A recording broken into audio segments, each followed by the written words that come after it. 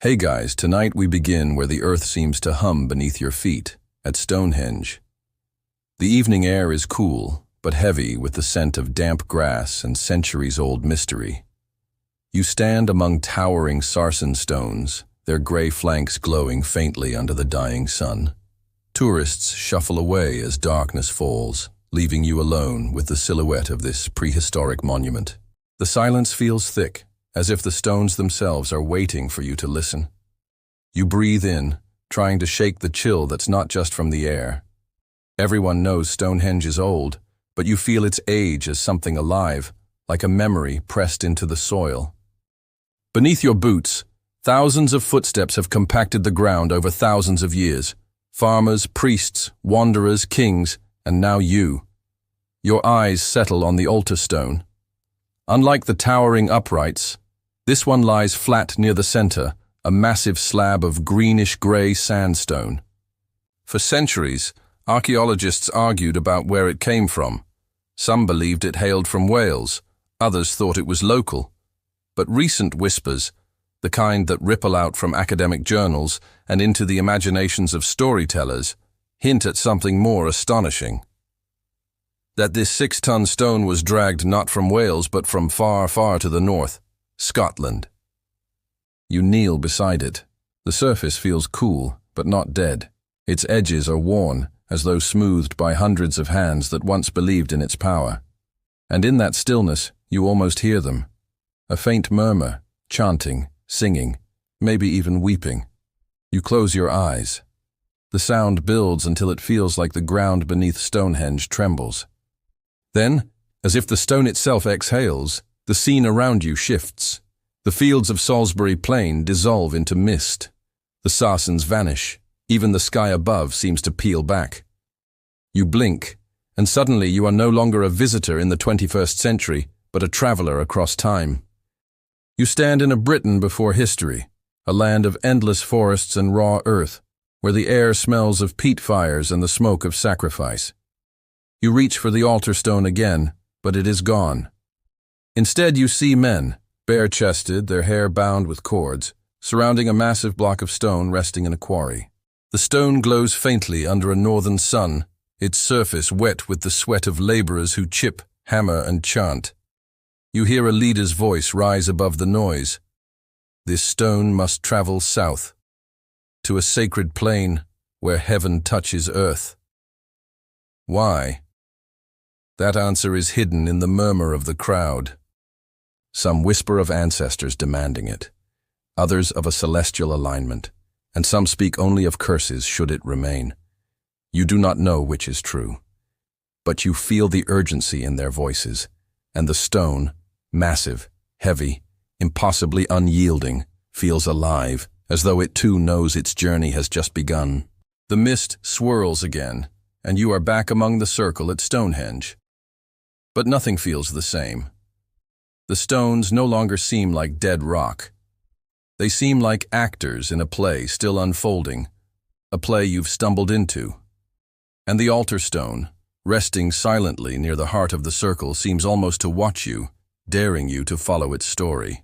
So before you get too comfortable, take a moment to like the video and subscribe, but only if you really like what I do here. And tell me right now where you're watching from and what time it is where you are. Now let's get on with tonight's journey. The mist pulls you north, away from Salisbury's grassy plains and into the rugged wilderness of Scotland. The air sharpens here, clean, biting, scented with pine resin and salt from distant seas. Your boots crunch on uneven ground as the wind tugs at your clothes. Before you stretches a landscape untamed, mountains rolling like ancient giants asleep, their shoulders dusted with mist. Rivers slice through valleys, and dark lochs gleam like secrets held too long. Somewhere in this land, they say, the altar stone was born. Not merely cut from the earth, but chosen. It is here, in quarries long forgotten, that the first whispers of the stone's mystery took root. You walk through heather that brushes against your knees, and for a moment you swear the ground hums beneath you. Locals call these places thin. Not thin in the sense of fragile, but thin as in the veil between worlds is worn down. Stories drift from the villages that cling to the valleys, Old men by firelight tell of stones that heal the sick, of rocks that glow under the moon, and of certain quarries where digging too deep unleashes voices that aren't your own. Children are warned not to wander near these stones after dark. They laugh, but still, they never go. You stop by a wide stretch of granite cliffs where water spills in silver ribbons down jagged edges.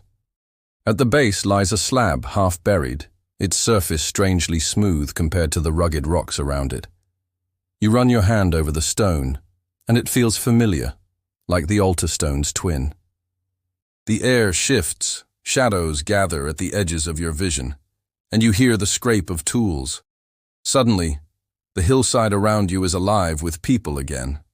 100 men work in rhythm, chanting as they pry the stone from its resting place. Their muscles strain, their backs glisten with sweat, and their eyes gleam with a kind of feverish devotion. This is not just work. It is ritual. You notice symbols carved into nearby rocks, rough spirals and crescent moons etched deep as if to bless the extraction. A woman, draped in furs, scatters herbs into the fire while chanting words you cannot understand. Smoke curls upward, carrying the scent of sage and something sharper, iron, maybe blood. She turns, and though her face is hidden in shadow, you feel her eyes on you. You feel her question. Will you follow this stone? Will you dare carry its curse? The men cheer as the stone finally cracks free. It lands with a thud that shakes the ground beneath your feet. The sound reverberates through your bones, echoing not just here but in the plains far to the south, where centuries later the stone will rest. You realize this is no ordinary quarrying. This is destiny, carved in sweat and stone. But destiny has a price. As the workers prepare to move the massive slab, one man slips. His leg shatters under the weight. The chanting halts, the fire sputters, and for a heartbeat the world seems to hold its breath. The woman in furs raises her arms, her voice cutting through the panic. She declares it a sign. The stone demands blood. And though the man screams in agony, the others lift their voices again, louder, as if to drown him out. The scene dissolves into mist once more, leaving you shaken on the hillside. Only the sound of the wind remains, moaning through the heather. You look down at your hands. They tremble slightly, though you do not know if it's from the cold or from what you've seen. What compels people to drag a 6-ton stone hundreds of miles across rivers, forests, and mountains? Faith? Fear? Or something older, something etched into the bones of the land itself? As you stand in the shadow of the Scottish hills, you realize this mystery is only deepening. The stone's journey south hasn't even begun, and already it carries with it blood, devotion, and an unshakable sense of power. You turn toward the horizon. South, always south. The path of the stone, and now yours, stretches across the wilds of Britain. And though the wind is fierce, you feel the pull, like unseen hands urging you to follow. The journey begins. You stand at the edge of a river, wide and black in the dim light of dawn. The Scottish hills are fading behind you, and ahead lies the treacherous path south. The altar stone, massive and unyielding, rests on a wooden sledge. Around it gather dozens of men, their breath misting in the cold air, their hands raw from rope and labor. You can feel their exhaustion before the first step is even taken. Moving a 6-ton slab across Britain's unforgiving landscape seems impossible. Yet here they are, roping it with determination, lashing tree trunks into rollers, and chanting in low voices as if the rhythm itself will give them strength. The leader raises his arm, and with a collective roar, the stone inches forward. The sound is gut-wrenching. Wood creaks, ropes strain, muscles snap taut. Every groan of timber feels like it might be the last.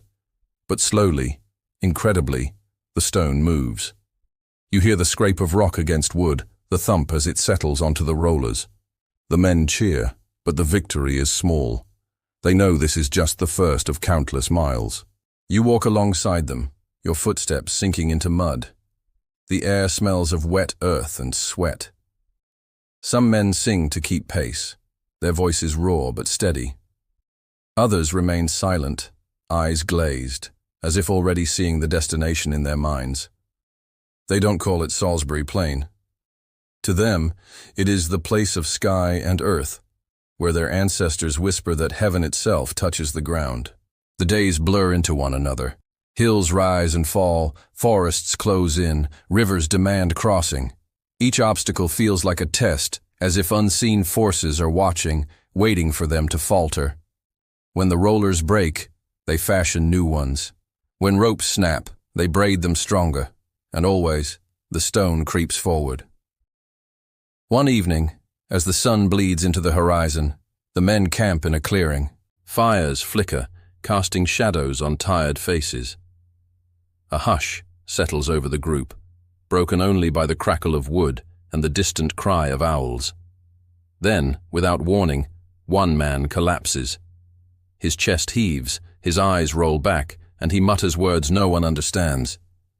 The group rushes to him, but the woman in furs, the same you saw at the quarry, steps forward. She kneels, places a hand on his forehead, and whispers. The man falls silent, but when he opens his eyes, they are not his own. They gleam with a light that chills you. In a voice deeper than his, he says, "The stone will drink until the circle is whole." Then he collapses unconscious. The others are shaken, but they do not stop. Instead, they treat it as confirmation of what they already know. The stone is not just rock, it is vessel, burden, and curse. And no matter the cost, it must reach its destination. The following morning, the march resumes. You watch as the stone is floated on rafts across rivers, hauled with ropes up muddy slopes and dragged through bogs that swallow men to their knees. Every step feels like defiance against nature itself. Yet somehow they prevail. Still, the toll mounts. Blisters burst, backs break, tempers flare. More than once fights erupt, men screaming that the stone is cursed, that they should abandon it. But the leader silences them, raising his arm toward the horizon. "South," he says, "always south." And so, with bloodied hands and haunted eyes, they continue. The stone moves, and with it, a sense of inevitability. You realize you are no longer simply observing this journey. You are part of it, drawn into the pull of the altar stone itself. Its weight presses on your chest, even though you never touch the ropes. As night falls, the stone rests once again on its wooden sledge. Fires burn low, and men sleep in uneasy silence. You lie awake, staring at the stars above. They shine cold and bright, but you notice something strange. The altar stone reflects their light. Not brightly, not enough to be obvious, but enough to remind you that this stone is more than stone. And as you close your eyes, you feel it. The stone is watching you, waiting, and somewhere deep inside you know it will not let you go. The stone's journey grows harder with each mile. The land itself seems to rise up against those who drag it. Forests thicken into walls of oak and ash, their roots clawing at the earth like warning fingers. Rain falls in sheets that turn pathways into swamps, sucking at the men's legs as if the land itself wants to swallow them. Every direction feels like resistance, yet the stone continues south, pulled by ropes, logs, and sheer human will. You walk alongside them, hearing the grunts, the curses, the scrape of wood against rock.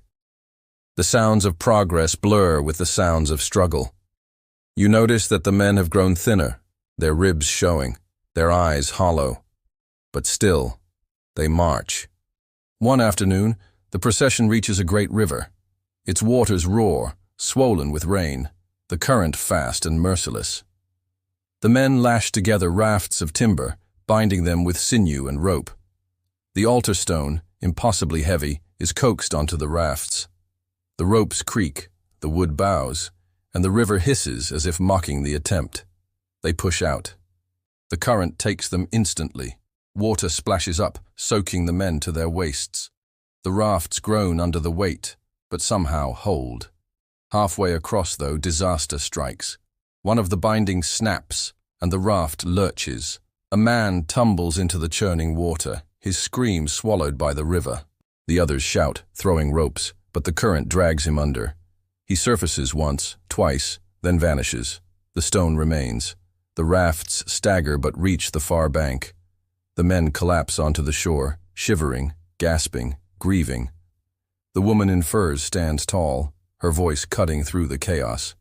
The river has claimed its offering, she says. The journey may continue. No one argues. They accept it, as they have accepted every loss before. The stone demands sacrifice, and they give it. As the march resumes, the land shifts again. The group enters marshes, endless expanses of reeds and mud. Each step sinks, each rope grows heavier with water.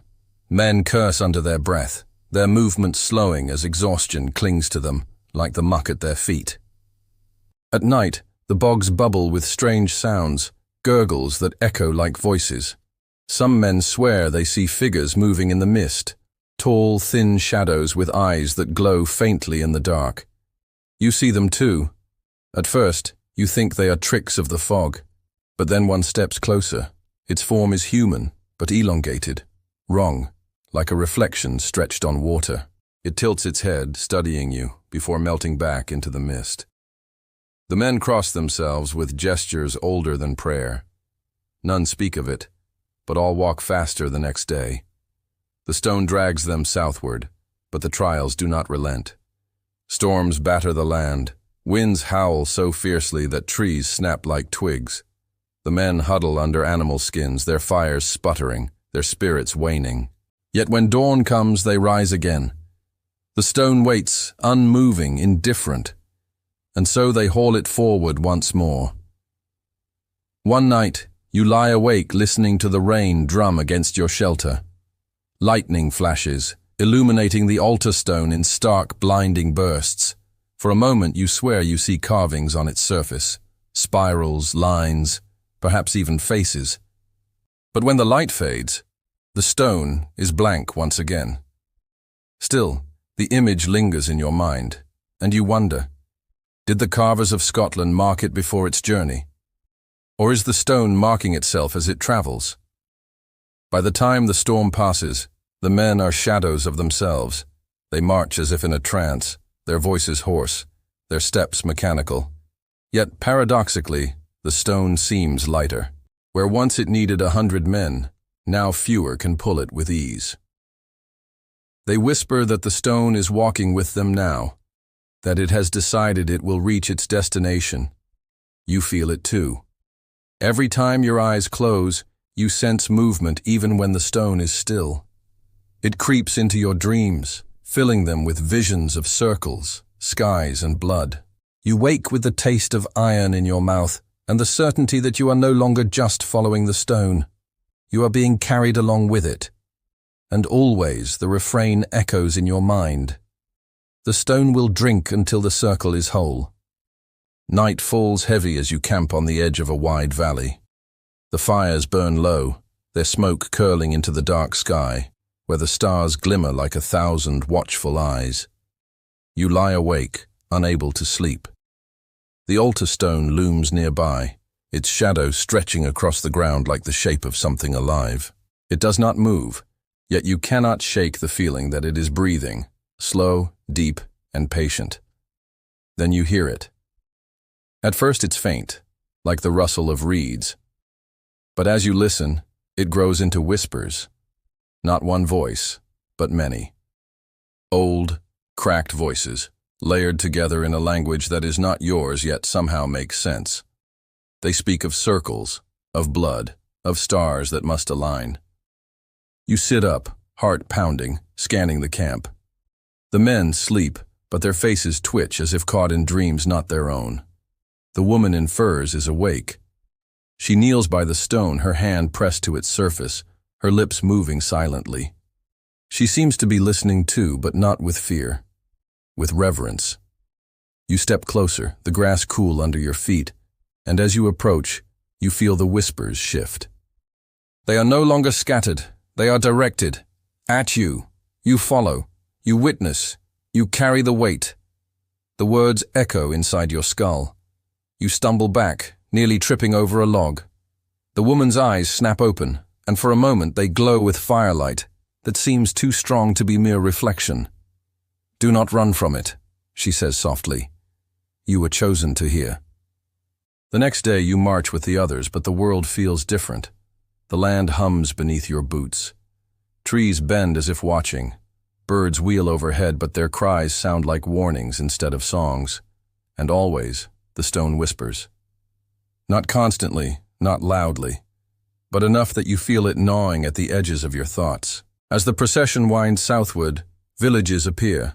Farmers pause in their fields, staring wide-eyed as the stone rolls past. Some kneel, making signs over their chests. Others spit and turn away. A few dare to approach, touching the ropes or the sledge, then rushing back to their homes as if burned. News spreads quickly. A great stone is moving across the land, carried by men with haunted eyes. One night, the group stops near a settlement.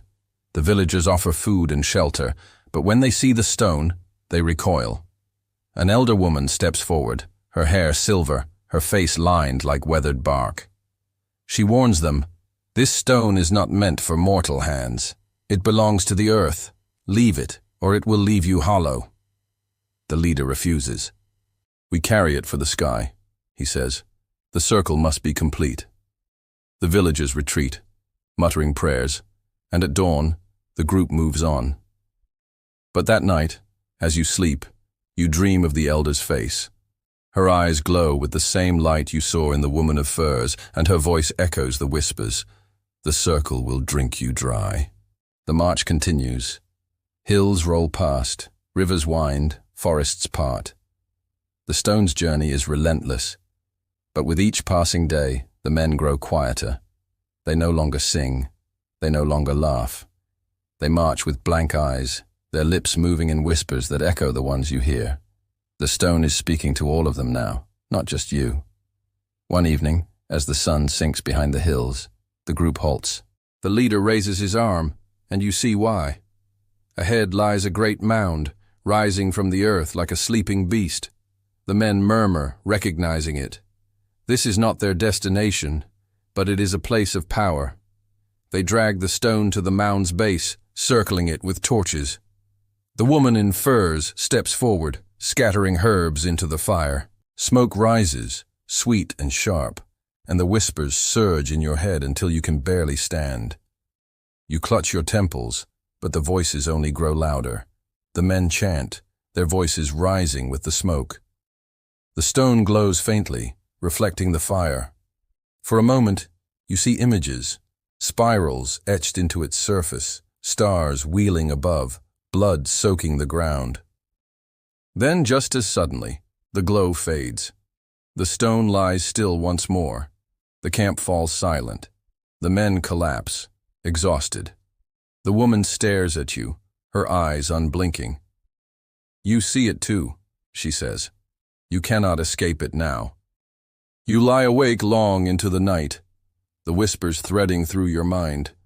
And though you tell yourself they are only dreams, you know they are not. The stone is alive, and it is hungry. The journey grows harder, the stone grows heavier, or perhaps the men grow weaker. Each mile feels longer, each hill steeper. The ropes cut deeper into hands already scarred. Shoulders sag, spines bend. Some stumble and do not rise. Yet still, the march continues, as if something greater than human will compels them forward. You begin to notice the toll more clearly. Men cough blood into the grass, their bodies trembling from unseen strain. Some mutter incoherently, repeating the same fragments of whispers you hear in your skull. One collapses mid-step, his body convulsing, as if his very soul is being torn out. The others don't stop. They drag the stone forward, stepping over him as though he were nothing more than another stone in the path. That night, by the campfire, the woman in furs kneels beside the dead. She does not weep. She does not pray. Instead, she carves strange markings into his chest with a flint blade, then scatters herbs into the wound. You want to stop her, but you cannot move. Something holds you in place, like invisible chains binding your limbs. When she finishes, she whispers into his ear, as if speaking to a child. The body shudders once, then lies still. By dawn, it is gone. Not buried, not burned, simply gone. Only a dark stain in the grass remains, seeping into the soil, as though the earth itself swallowed him whole. The march resumes. The further south you go, the stranger the land becomes. Animals scatter as you approach. Birds take flight in eerie silence, wings beating against the sky without a single cry.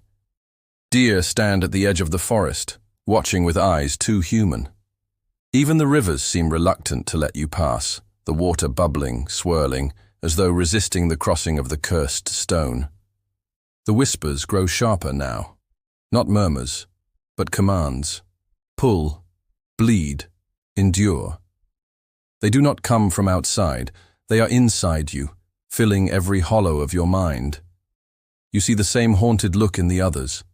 Their eyes are wide, rimmed in red, their lips cracked from muttering words they don't fully understand. The leader, once strong and resolute, now staggers like the rest. His face is gaunt, his skin pale. Yet he still insists, "We are chosen. We must finish this." His voice cracks, but the fire in his eyes does not dim. Another man dies on the third day of this march, then another. The group is thinning, yet no one dares to turn back. The stone demands movement, the stone demands sacrifice, and the stone is never satisfied. One night you dream of the circle again. Not the incomplete one you left behind, but a finished circle, massive, perfect, each stone glowing like fire beneath the stars. Figures stand within it, hooded and faceless, their arms raised to the sky. The stars above shift, aligning into patterns you do not recognize. Then the circle begins to spin, not the earth, not the sky, but the circle itself, whirling faster and faster until light tears through everything. You wake drenched in sweat, your heart pounding. Around you, others stir, some scream in their sleep, some whisper as if reciting verses from the same dream. You realize, with a cold certainty, that you all saw it. The same vision, the same circle, the same terrible destiny. The woman of furs approaches you. Her hand rests lightly on your shoulder, though it feels like iron. "Do not resist," she murmurs. The stone knows the way. It chose you to see because you must carry the truth. You want to protest, to tell her this is madness. But the words die in your throat. For deep inside, beneath the fear, you feel it too. A pull, a hunger. The stone is not being dragged across the land. It is dragging you. By the time the group reaches the next hill, only half remain. Their eyes are hollow, their bodies skeletal. Yet they keep walking, because to stop is to die. And even in death, there is no release. As you crest the hill, you see it. The wide, flat plain stretching far into the horizon. At its center, a place marked by great earthworks, like scars carved into the skin of the land. This, you know, is the destination, the place where the stone belongs. The whispers rise into a roar and the circle begins to take shape in your mind. The plain stretches endlessly before you, yet your eyes fix on one point alone, a circle of raised earth, faint at first, then unmistakable. It lies at the center like a scar the land has never healed. The whispers inside your skull rise in pitch, pulling you toward it as though invisible hands are dragging your bones forward. The survivors do not speak. Their lips move, but no sound escapes, only the low rasp of breath. Their feet shuffle in rhythm, a broken cadence that matches the pulse pounding in your own ears. One by one they stumble down the slope, their bodies skeletal shadows of who they once were. Still, the stone advances, grinding across the ground as if carried by something far greater than human effort. When you reach the edge of the circle, the air thickens. Each breath feels like swallowing smoke, heavy and acrid, as if the earth itself is exhaling some buried poison. The ground is warm beneath your feet, vibrating faintly, alive. The markings carved into the soil spiral outward in perfect symmetry, too perfect to be made by mortal hands. The leader, barely standing now, raises a trembling arm toward the center. "Here," he croaks, voice raw. It ends here. But you know it does not end here. It begins. The woman in furs steps forward, her hair wild, her eyes wide with something far beyond devotion. She motions for the stone to be dragged into the circle. The men obey, ropes straining as they pull it toward the center. Each step feels heavier than the last. The ground resists, rumbling faintly, as though protesting what is about to occur. At last, with a shuddering final heave, the stone slams into place at the circle's heart. Silence follows. Not peace, not calm, just an absence, a breath held by the world itself. The whispers stop. For the first time since this march began, your mind is empty. Then the earth trembles. The soil cracks beneath the stone, hairline fractures radiating outward like lightning frozen into the ground. A deep hum begins, so low it shakes your chest. The circle glows faintly, its lines illuminated from beneath, as if veins of fire run under the surface. The men fall to their knees, covering their ears, though no sound escapes, only vibration, only pressure. You try to look away, but your eyes refuse. The stone changes before you, no longer rough, no longer burdened by its own weight. It shines now, smooth, almost liquid, as though it is melting into the very earth. The woman of furs spreads her arms wide, her voice rising in a chant older than memory. Her words twist the air, filling it with vibrations that make your teeth ache. She walks barefoot into the circle, her body silhouetted against the rising glow. Then you see them, figures in the light, shapes of those who died along the march. Their faces shimmer in the heat, twisted by agony and awe.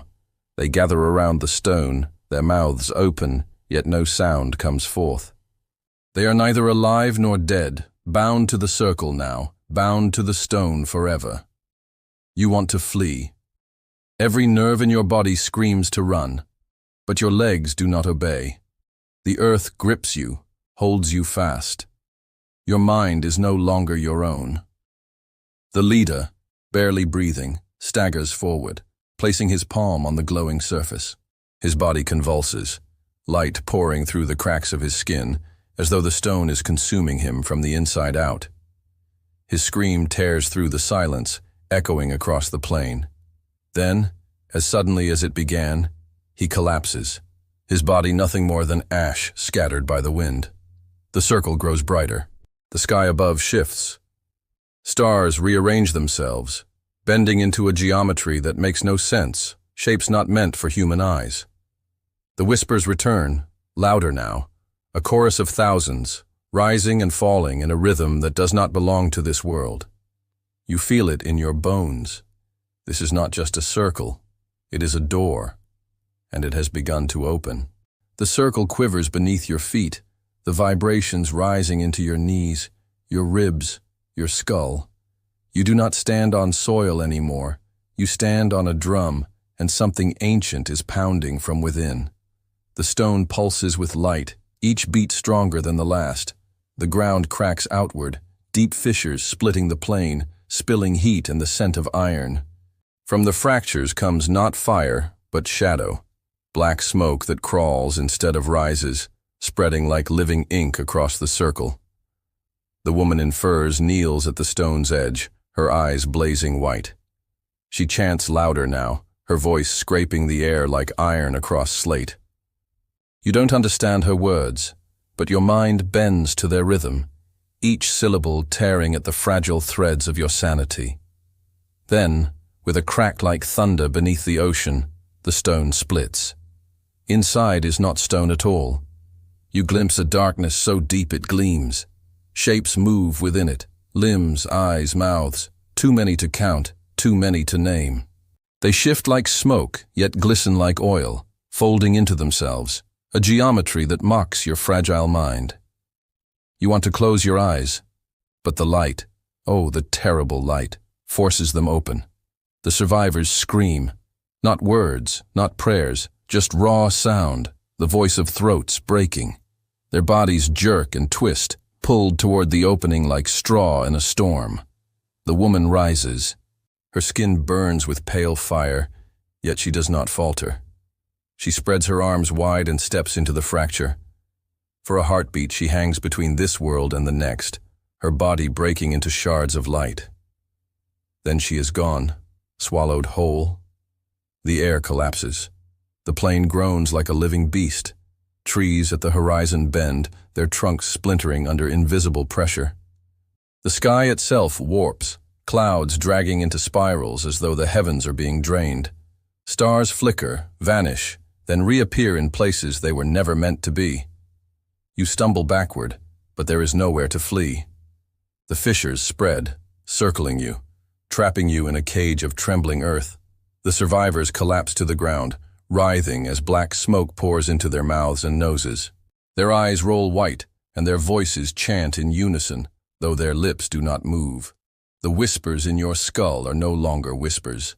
They roar, thousands, millions, chanting the same unnameable words. The sound stretches your mind like leather over fire. And then, silence. The stone is gone. In its place stands an opening. Not a door, not a portal, but an absence. A hole carved into the world, where the rules of space and time no longer apply. Within, you see a sky not your own. Colors twist like veins of molten glass. Stars wheel in impossible patterns, and a sea of shadows moves, endless, patient. Something looks at you from the other side. It has no face, yet you feel its gaze pin your soul like an insect. Your blood turns to ice. Your heart stops beating for one long, endless moment. Then it resumes, harder, faster, as if driven by another will. The survivors rise again. Their eyes burn black, smoke seeping from the corners. Their bodies move with a fluidity that no longer belongs to humans. They walk toward the gate, not resisting, not hesitating. One by one, they step into the absence and vanish, their screams echoing not in the air, but in your bones. The plane is almost empty now. Only you remain. The whispers fall silent. The gaze lingers. And you know the choice is no longer yours. You can step forward and be consumed, or you can resist.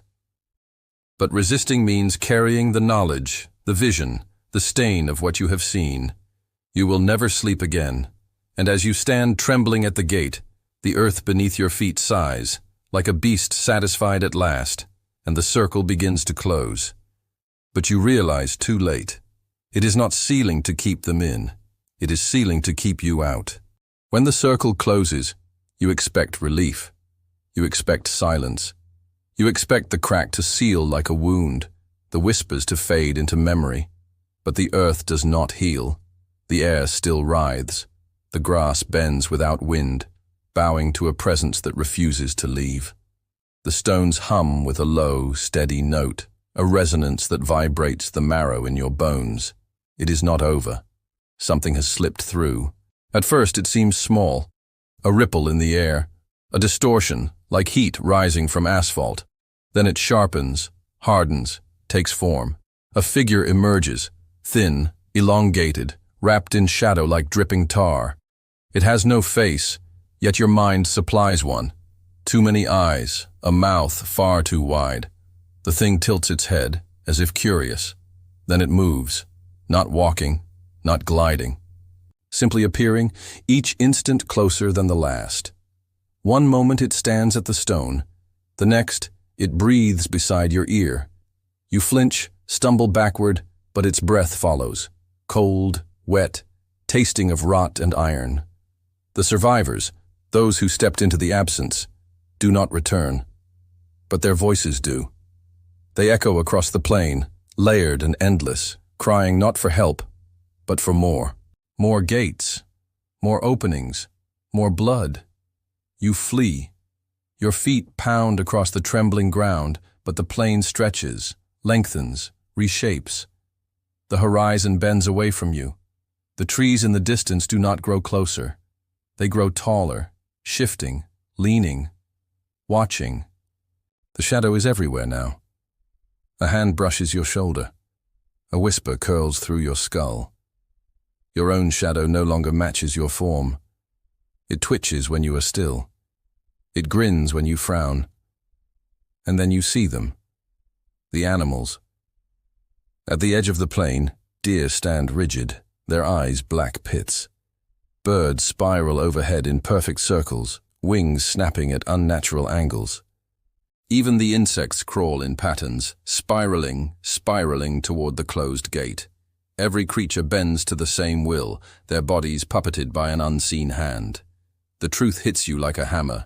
This is no curse, no haunting. It is infection. The gate did not just let something out, it let everything in. The land itself convulses, as though alive. Stones crack, trees split. The soil exhales a mist that crawls into your lungs.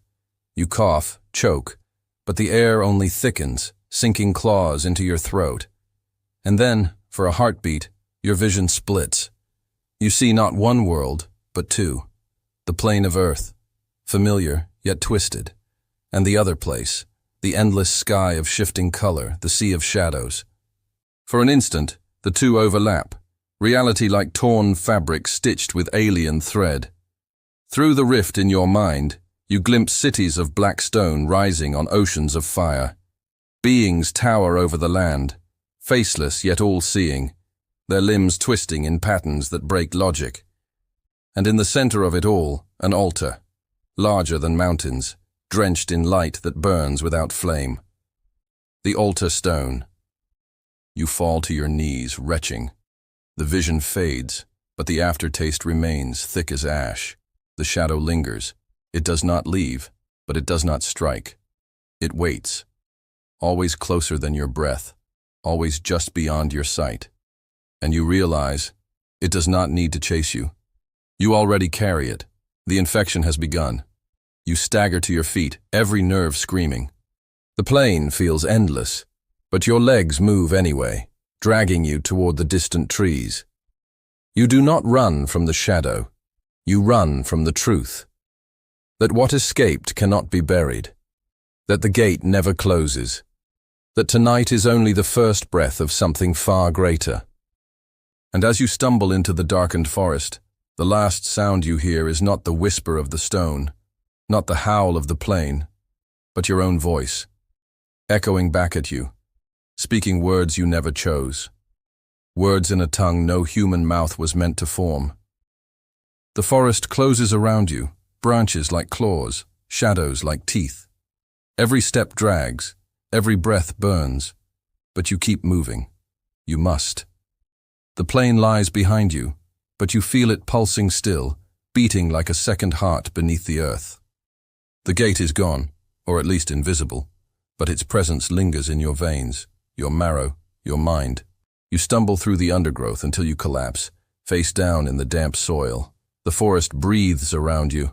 An owl calls, a fox shrieks, the wind rattles dead leaves. It should be comforting, familiar, safe, but nothing is familiar anymore. The trees lean too far, as if bending to hear your thoughts. The moon hangs wrong in the sky, lower, swollen, tinged red at the edges. Your shadow crawls ahead of you, twitching, reshaping itself into forms you dare not name. And then you realize, you are not running from the shadow. You are dragging it with you. Your veins burn. Your chest rattles. The whispers coil tighter, their words sharper now, their meanings unavoidable. They speak of hunger, of spreading, of gates hidden in the veins of the earth, waiting to be opened. You collapse again, but this time, you do not rise. Your body is no longer yours. Your hand moves, scrawling lines into the dirt, circles, spirals, sigils that shimmer faintly even in the dark. You try to stop, but your fingers keep digging until your nails break, until the soil runs red. The marks glow. You scream, but the forest swallows the sound. When silence returns, you lie there shaking, staring at the glowing patterns. They are not random. They are maps, pathways, keys, and you understand. You are no longer a witness. You are a vessel. The infection was never meant to kill you. It was meant to survive through you, to spread, to guide. You press your forehead to the dirt, weeping, begging for it to end. But the voice inside your skull laughs, not cruel, not mocking, simply inevitable. You see visions of cities burning, oceans boiling, skies torn apart. You see humanity clawing at the ground, trying to close doors that will never close. And you see yourself at the center of it all, the first carrier, the herald, the one who saw the gate open and lived to tell it. But who will you tell? Who will believe you? The forest waits. The night grows colder. You curl into yourself, trying to shut it out. But the whispers swell again, promising sleep you cannot take, silence you cannot find. You are alone, and yet you are never alone again. Somewhere the plane hums, somewhere the altar stone still beats, and somewhere the shadow still waits for the next door. And you, poor, trembling, unwilling herald, will carry the map until it finds one, the last witness, the first key, the cursed truth.